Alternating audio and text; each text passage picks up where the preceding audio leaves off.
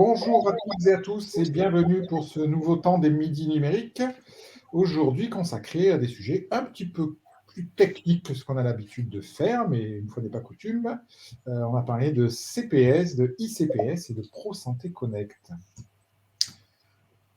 Petit rappel avant de commencer, on est en mode webinaire, donc vos micros et caméras sont coupés par défaut. On vous invite à dialoguer avec nous en posant des questions via l'onglet chat. Et je vous signale que cette session est enregistrée. Le replay est disponible immédiatement sur ce même lien et avec un petit différé sur notre chaîne YouTube. Nos interlocuteurs et intervenants aujourd'hui, nous sommes avec Willem Boularbi, Fabrice Sachet de l'ANS, Fabien Serra qui va nous rejoindre, qui travaille avec moi au grade IES, et Mehdi Nadège qui travaille avec moi au collectif. Nadège d'ailleurs ne pourra pas être là aujourd'hui, petit contretemps de dernière minute. Un rappel un petit peu sur le cycle là qui nous a fait nous rejoindre sur ce temps-là de 13h30. On est sur une thématique globale de sécurité, authentification. Aujourd'hui, on se consacre sur un moyen d'authentification.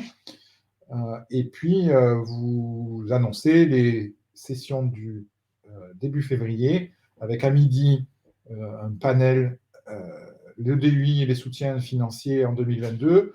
On vous partagera ce qu'on sait vous dire de ce qu'il en est des plans de financement. C'est peut-être pas 100% des infos. On attend les instructions. En tout cas, on vous partagera un point d'actualité à l'état de l'art de nos connaissances du moment.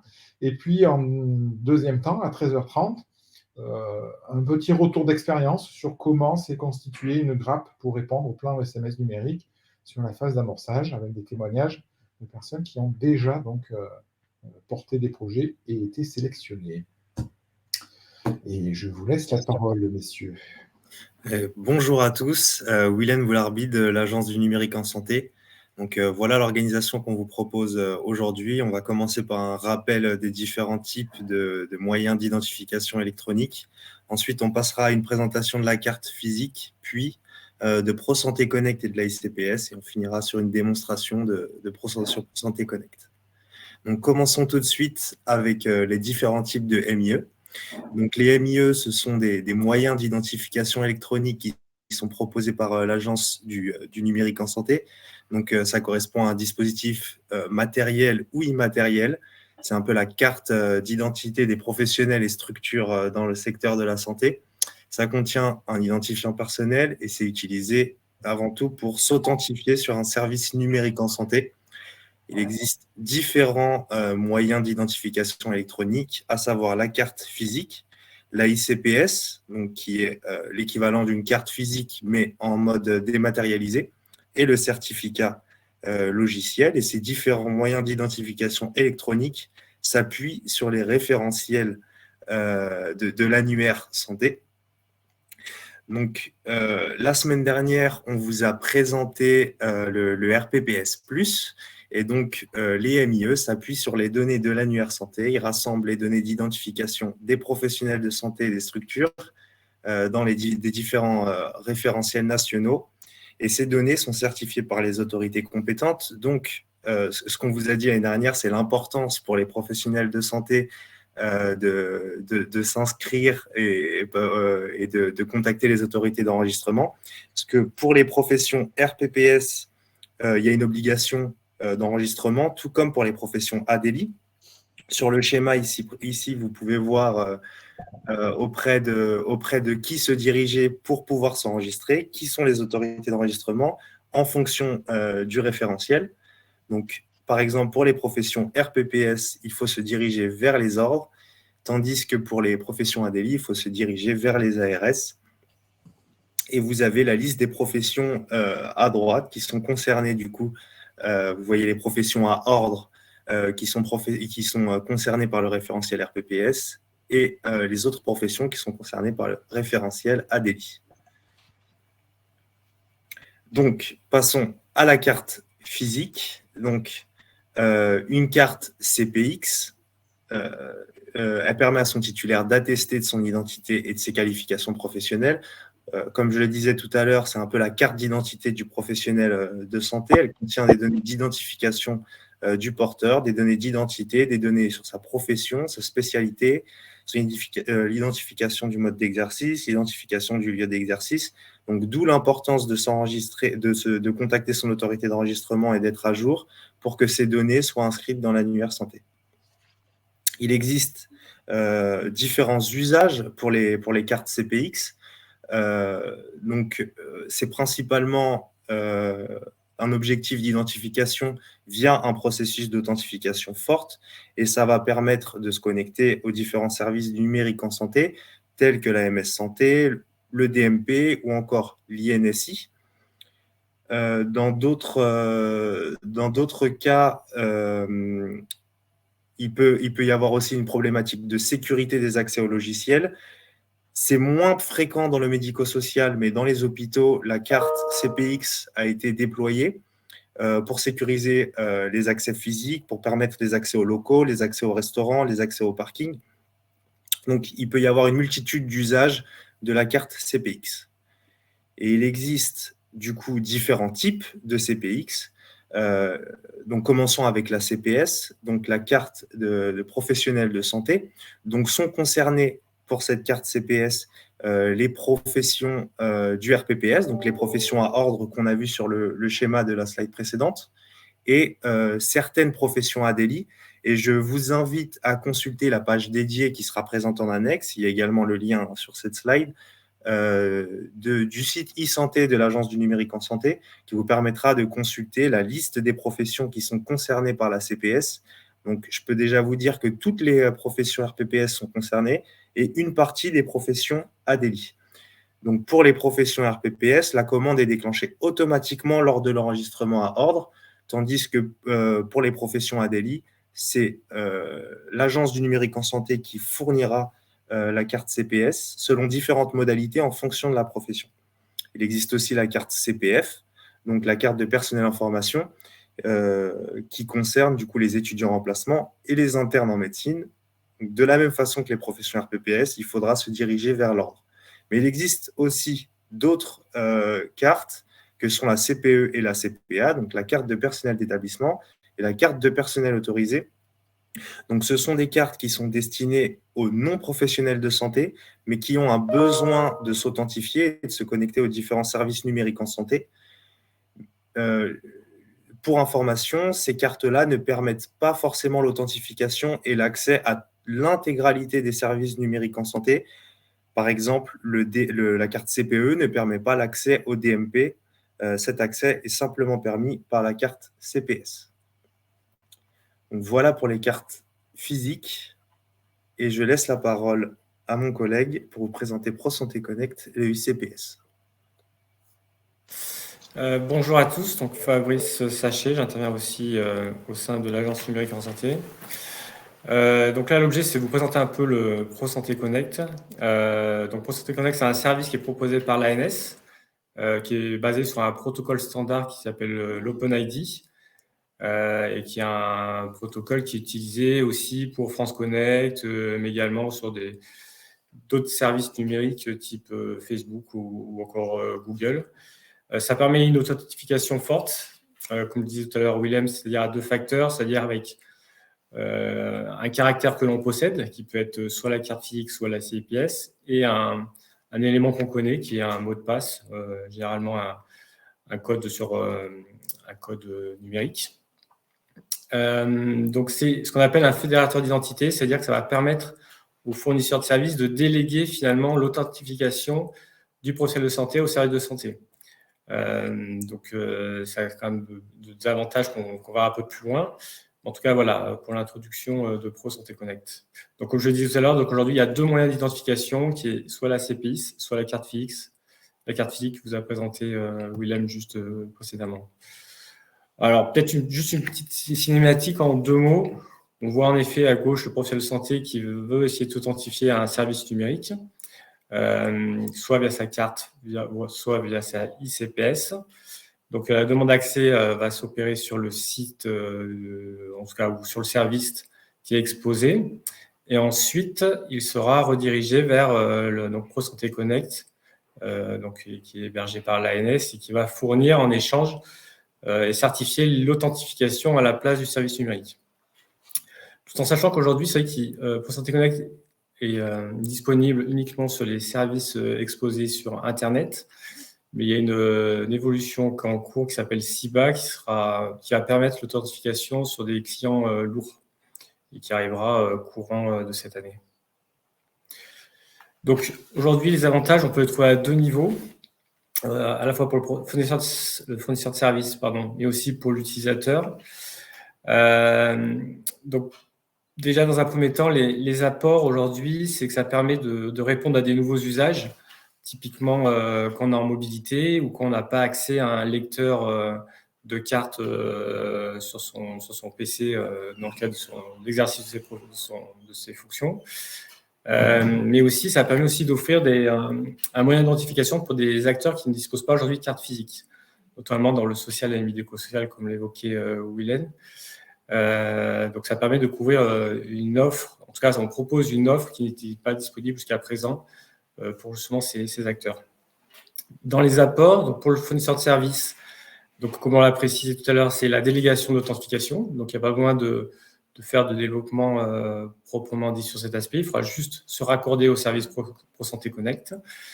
Le fournisseur de service va bénéficier de toutes les évolutions techniques, donc des évolutions technologiques ou réglementaires qui vont être prises en compte par ProSanté Connect.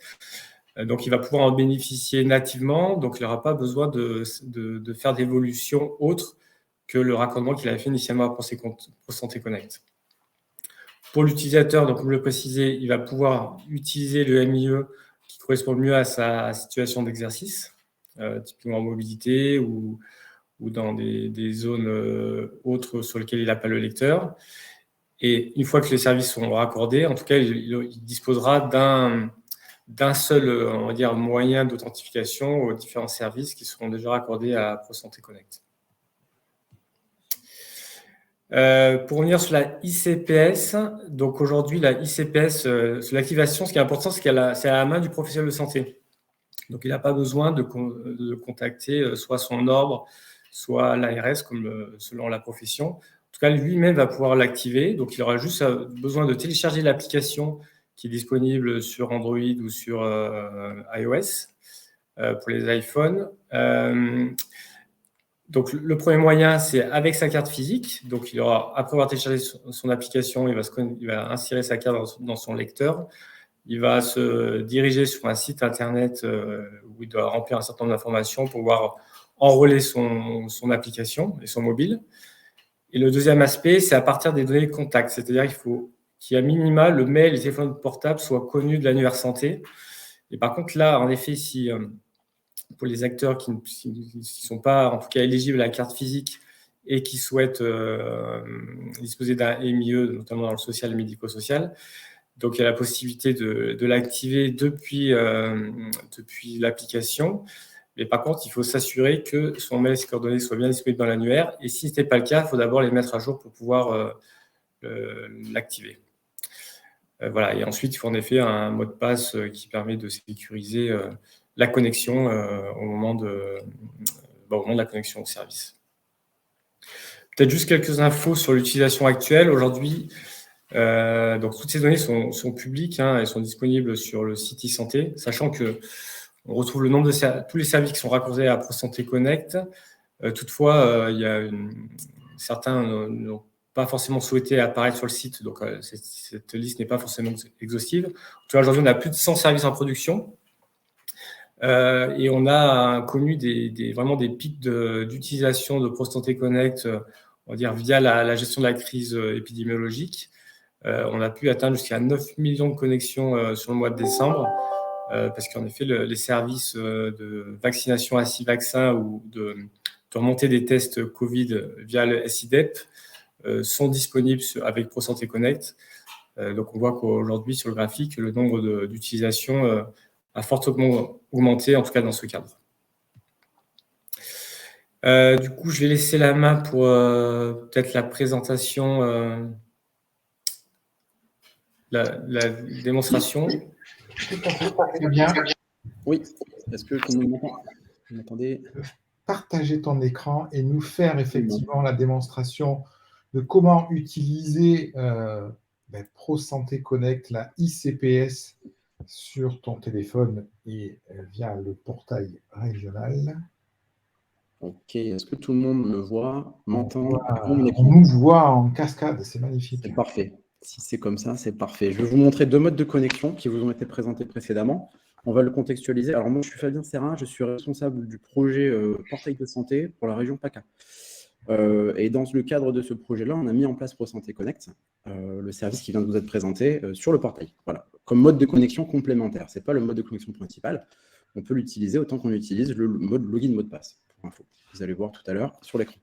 Je vais vous présenter 2 modes de connexion. Le premier, c'est avec la carte CPS. En l'occurrence, moi, c'est une CPA, carte de professionnel autorisée. Et ensuite, on verra avec l'application. Je vais essayer de vous montrer ce que ça donne avec l'écran. C'est simple, on va essayer. Sur le portable. Voilà. Donc, je commence avec le navigateur Firefox. On se rend sur le portail de Santé PACA. On se connecte. On clique sur connexion. Avant de cliquer sur ProSanté Connect, je vais insérer ma carte, qui est donc une CPE. CPA, pardon.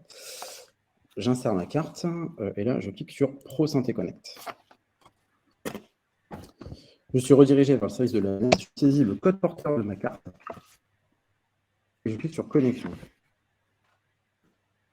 Automatiquement, je vais normalement loguer sur le portail. C'est tout. Pas de code supplémentaire à rentrer, si ce n'est le code porteur de la carte. Donc, le code porteur, c'est un code PIN comme on connaît classiquement. Voilà, c'est le code qui est physiquement, enfin qui est lié à la carte en fait, à votre carte CPX, que ce soit CPS, CPA, CPE, etc. Ça, c'était le premier test. Maintenant, on va passer au deuxième test, qui est une connexion via l'application mobile, c'est-à-dire la dématérialisation de la carte CPA. Je vais cliquer sur connexion. Je vais être redirigé vers ProSanté Connect. Et là, alors, il va falloir faire 2 choses. Déjà, il va falloir saisir le numéro de l'identifiant national qui est saisi sur la carte, mais une seule fois. C'est-à-dire que ce numéro peut être retenu et va être retenu. Vous n'aurez pas à le saisir une deuxième fois. Une fois que vous avez saisi ce numéro une seule fois, cliquez sur « Se connecter avec ICPS » et là, je vais recevoir, comme vous le voyez peut-être, une notification sur le téléphone. Je vais cliquer sur « Accepter » et saisir un code qui n'est pas forcément le code porteur, qui est un code que je vais définir moi dans mon téléphone quand j'aurai enrôlé ma carte. Ça peut être le même si vous le souhaitez ou un autre. Je le saisis et je vous montre le résultat.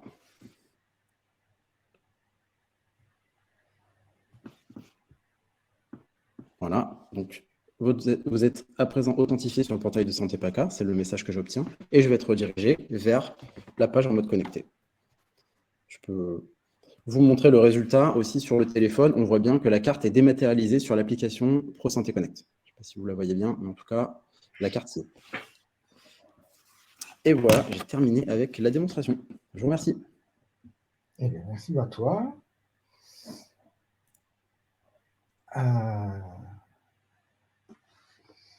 Est-ce que, du coup, si on reprend le partage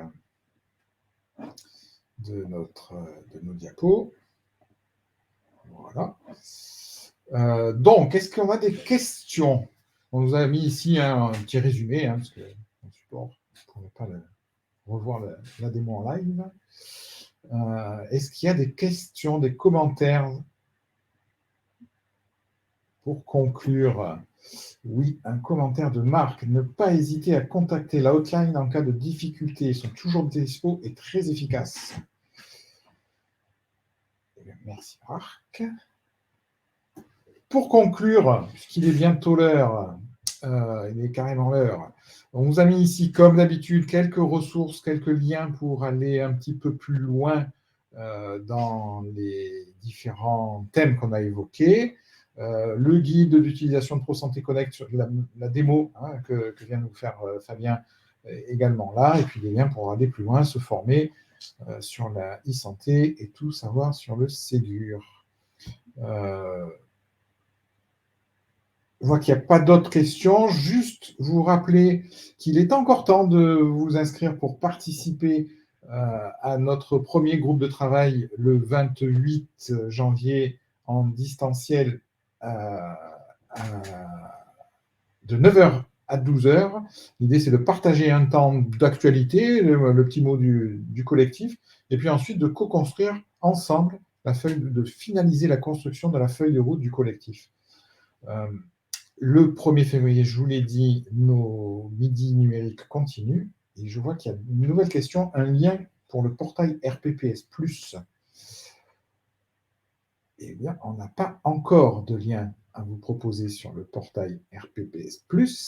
Ça ne saurait tarder, c'est vraiment imminent sur le mois de février, normalement. On devrait pouvoir vous accompagner là-dessus avec un kit et tout un tas d'explications. Messieurs, sauf s'il y a des nouveaux compléments, je vous propose de conclure. Je vous remercie pour votre participation et vous dis à très bientôt. Merci. Merci beaucoup. Merci.